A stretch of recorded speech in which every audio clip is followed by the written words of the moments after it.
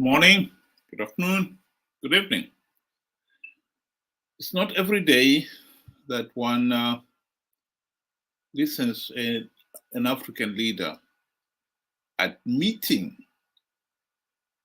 that corruption is a problem. We in Zimbabwe, we are used to our leaders denying that there's corruption. And the odd occasion when they have admitted it, they always find a scapegoat, blame somebody else for the corruption. When Emerson Mnangagwa got into power at the end of the 2017 military coup, he promised two things. Number one, to hold free, fair, and credible elections. And number two, he said there would be zero tolerance on corruption. I think that mission of corruption clearly showed that he was painfully aware of the seriousness of the problem of corruption in Zimbabwe. He had been at the heart of the ZANU-PF dictatorship, and he knew the rot of corruption. So he was promising to stamp it out. I've got a video here of a leader on BBC from Liberia talking about corruption. Just listen to this video and then we can discuss why Mnangagwa was not successful in stamping out corruption.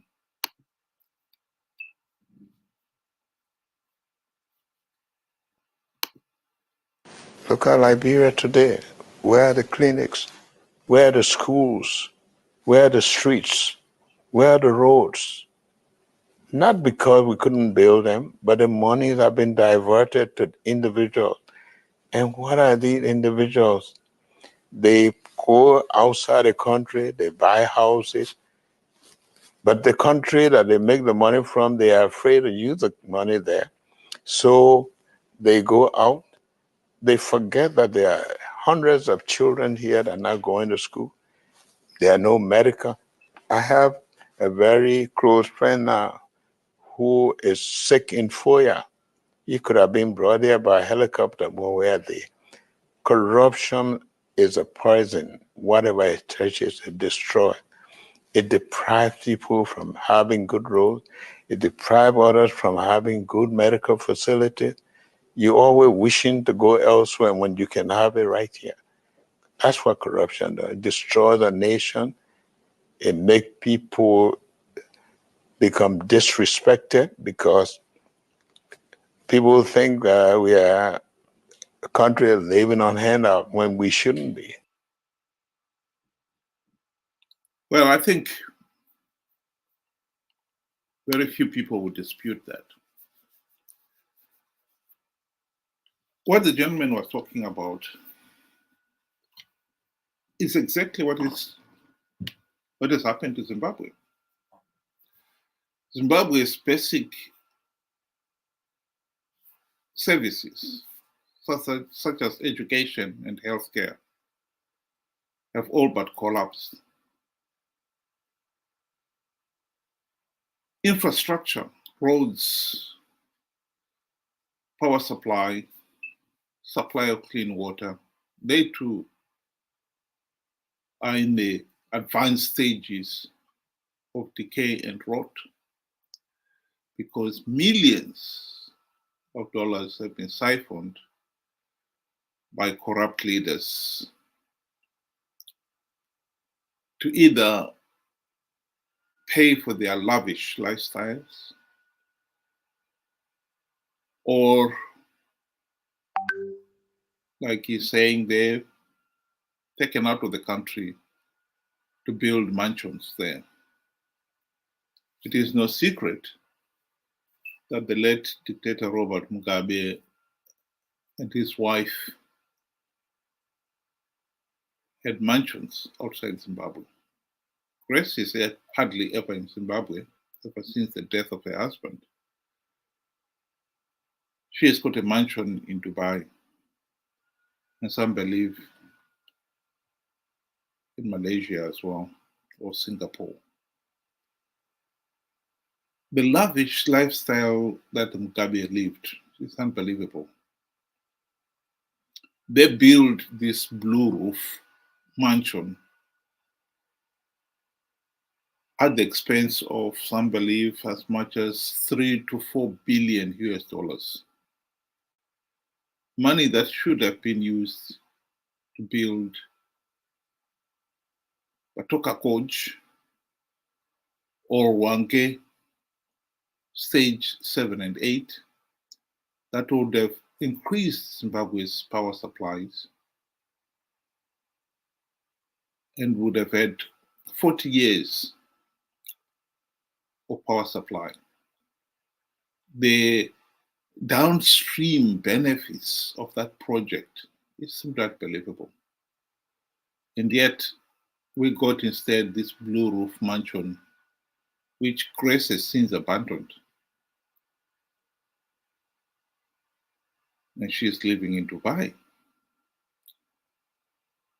It's not only Mugabe, of course. All the other leaders build themselves mansions.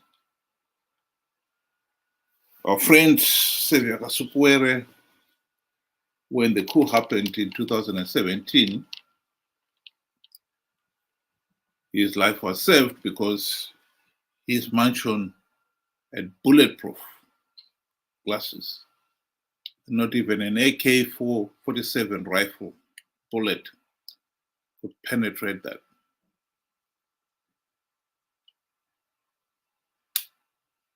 And even Kasukuwere himself cannot deny that that money to build that mansion was from his ministerial salary. Everybody knows you'll be lying. He has been holed up in South Africa. Some of his colleagues, like the Professor Jonathan Moyo, is holed up in Kenya and so forth. And I can tell you that they are not subsisting on selling tomatoes at the street corners. They must be surviving on the money they put aside during the time they were in power. So corruption was rampant. And so when Mnangagwa said there'll be zero tolerance on corruption, he knew what he was talking about. He knew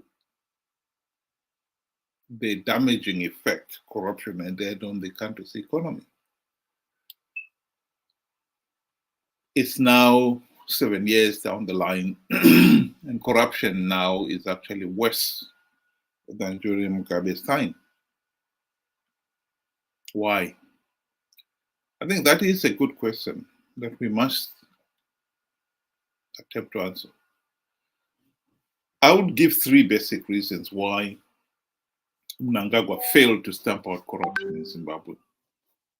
Number 1 is that corruption, by the time he came into power, had become so rampant, so deep-rooted, that stamping it out is not a walk in the park. Number 2, that the people who put Mnangagwa into power in 2017 are the very people behind the corruption. And they did not only have the power to put him into power, they had the power also to remove him. So he could not jolly well stamp out corruption when those who are benefiting from him will turn around to him and say, wait a minute, what are you doing? What do you think you're doing? You know, if you're going to do such a stupid thing, you'll be out of office. And the third reason is he himself was benefiting from corruption. Many people have condemned corruption while they are outside. They have no opportunity to benefit from it. But as soon as they get into power and they have the opportunity to benefit, they forget that they'd been condemning corruption. This is particularly more so when you look at our opposition. Ever since the country's independence in 1980, Robert Mugabe, that's one thing he was quick to learn, that his fellow ZANU-PF leaders would do whatever he asked them to do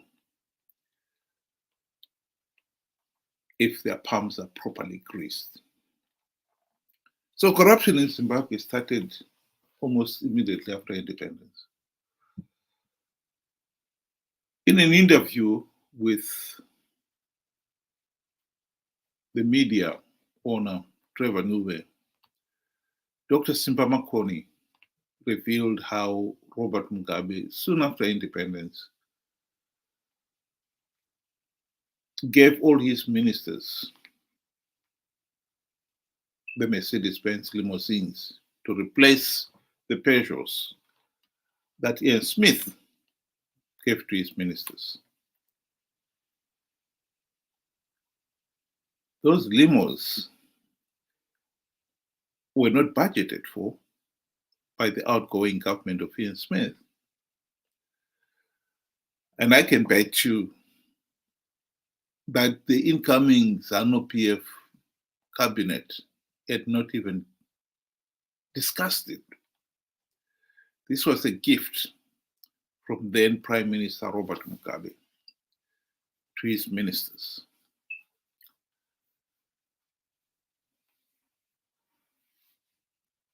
And as he handed the keys, he didn't have to say it. Everybody knew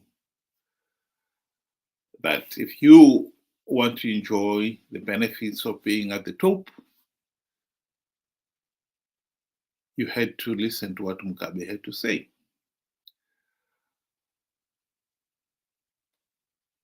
In Shona, we say varamrom. So the ministerial cars were varamrom. This was just the beginning of it. And as time went on, the benefits of the chefs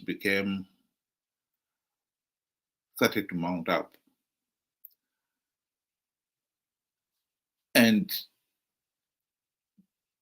digging a deeper and deeper hole into the national budget. But as long as these individuals were benefiting, they would not raise a finger against what Mugabe was doing. This is why in 1983, when the coup started, right up to the end of that period of madness, there was not even one single minister in Robert Mugabe's cabinet who stood up and say, this is wrong.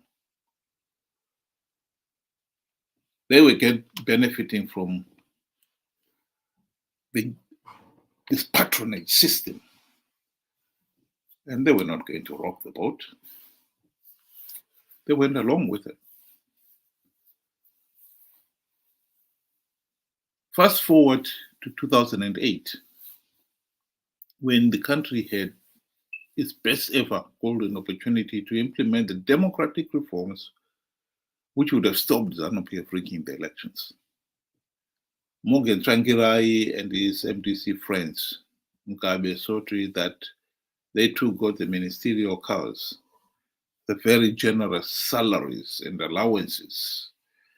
And for Morgan Tsvangirai himself, he got his $4 million mansion in Highlands. Mugabe knew he had them in his pockets.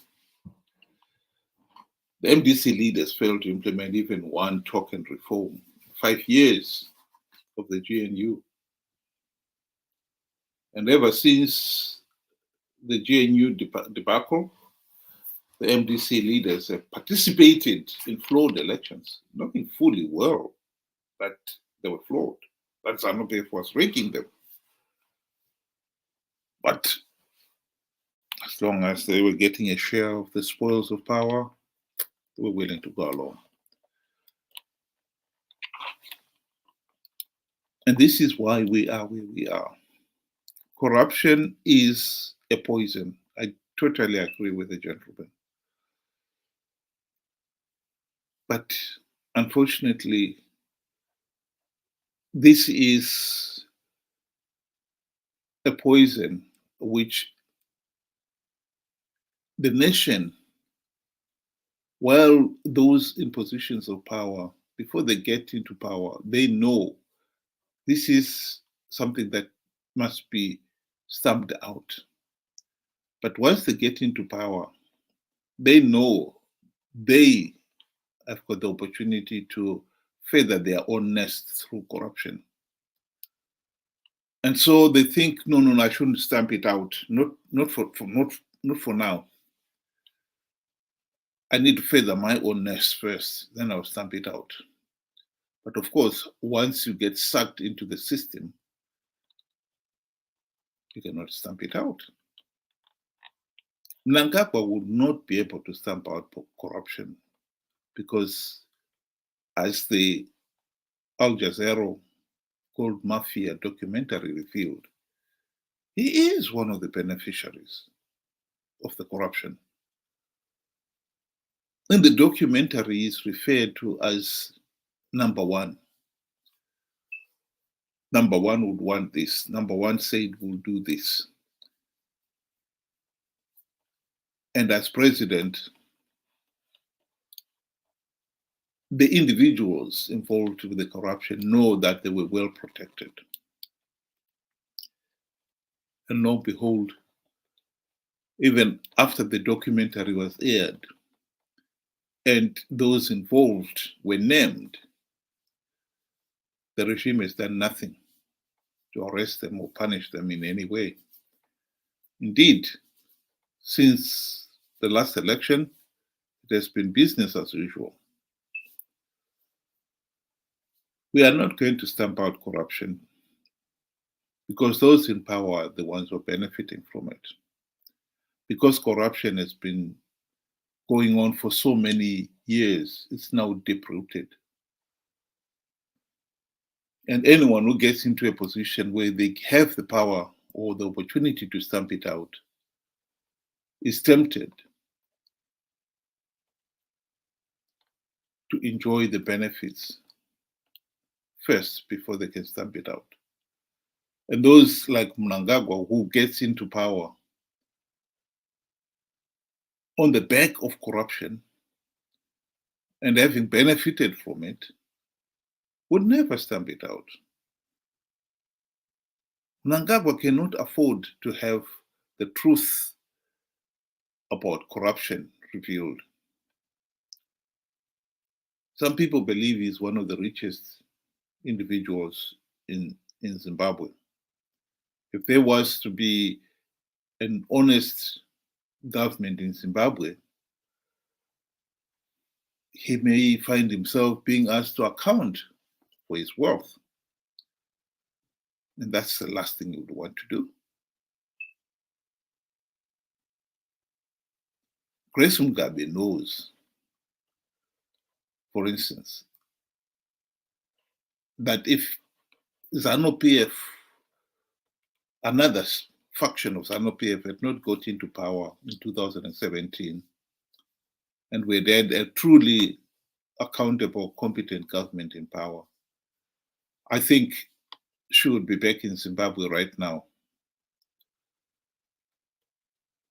And all her mansions would have been taken away from her. Of course, we can't have a situation where an individual lives in a multi-million-dollar mansion when the country's main hospitals cannot even carry out even the most basic operation because they don't have painkillers. If a referral hospital like Pararenyatwa is running out of painkillers, one can only imagine what those district hospitals in Zimbabwe's rural backwaters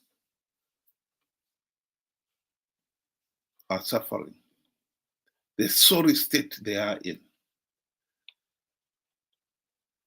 The only way to stamp out corruption is by making sure we've got free, fair, and credible elections. That is the only sure way of doing it.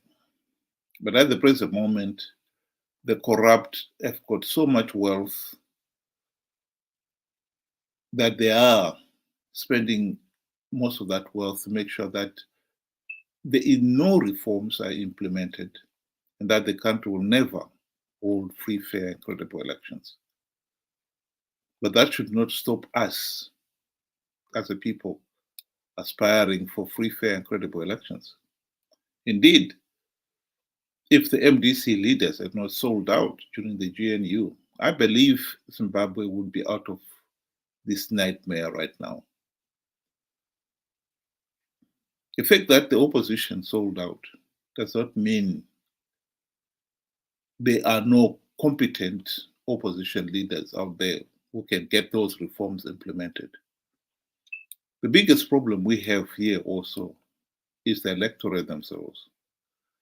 The voters have been incredibly ignorant and naive.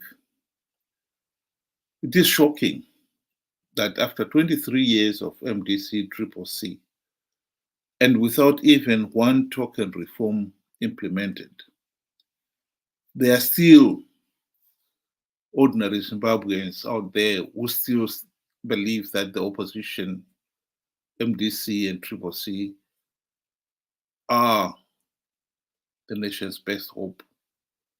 That is ignorance, and it's absolutely inexcusable. What we need is an electorate that really takes the trouble to understand what's going on, because only then can we start addressing the big issues affecting the country. The MDC CCC opposition, as we know them now, in my view, they are nothing more than the ZANU-PF B team. They've been playing for the A team to win and to have legitimacy at all costs. That is not the opposition we want. And that is not the opposition that is going to get us out of this hellhole. After 23 years of this MDC/CCC, they have not implemented one reform. They've been participating in flawed elections to give ZANU-PF legitimacy. How is it that many Zimbabweans are failing to see that simple reality? It's inexcusable. There is absolutely no excuse for it. Nations get the government they deserve. In Zimbabwe, we have this corrupt, incompetent, and tyrannical ZANU-PF dictatorship, complete with its corrupt and incompetent and utterly useless MDC CCC opposition. We, as the voters, we need to open our eyes, realize what's going on here if we are going to stamp out corruption, if we are going to stop the curse of rigged elections and bad governance. You do not stamp out corruption as long as ZANU-PF is able to rig elections and stay in power. So the first thing that must be done is to implement the democratic reforms and stop ZANU-PF rigging the elections. The opposition has failed to implement even one token reform in 23 years, including 5 in the GNU. It is naive to believe that they can do it. We need a competent opposition. That is my number one message to all Zimbabweans out there. Thank you very much for listening, and good night.